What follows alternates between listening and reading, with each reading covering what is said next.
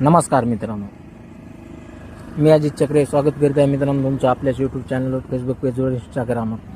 मित्रांनो, आपल्या हिरापूर बैल बाजाराचे व्हिडिओ जे आहेत ते 2 व्हिडिओ सुटलेले आहेत. एक व्हिडिओ आत्ता अर्ध्या 1 तासात सुटणार आहे. नक्की व आवर्जून यूट्यूब चॅनलला जाऊन पहा. मित्रांनो, आज मी काही कामानुसार आमच्या RTO ऑफिसला गेलो होतो. गाडी स्प्लेंडर प्लस घेतलेली मी 17-18 महिने झालं, परंतु तिचे अजून डॉक्युमेंट म्हणजे RC बुकच आणखीन आलेलं नाही घरपर्यंत.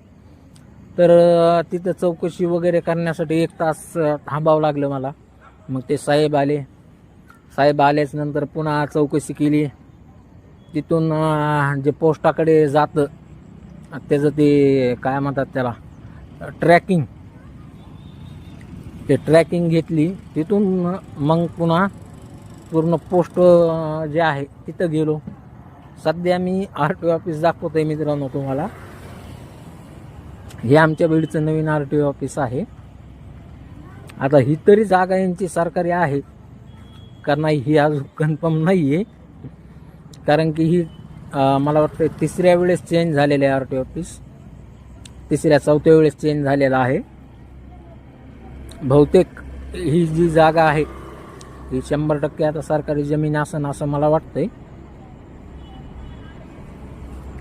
परंतु आणखीनही कन्फर्म सांगता येणार की जमीन सरकारी आहे का काय आहे. पण बाकीचं सगळं म्हणजे ट्रॅकिंग वगैरे जे आहे किंवा जे गाड्याचे जे हे ट्रायल वगैरे जे घ्यायचे असते ते संपूर्ण तिथं तयारी केलेली त्यांनी. व्यवस्थित सगळं आहे ट्रायल वगैरे घेण्यासाठी किंवा हे जे आहे संपूर्ण RTO ऑफिस जे आहे ते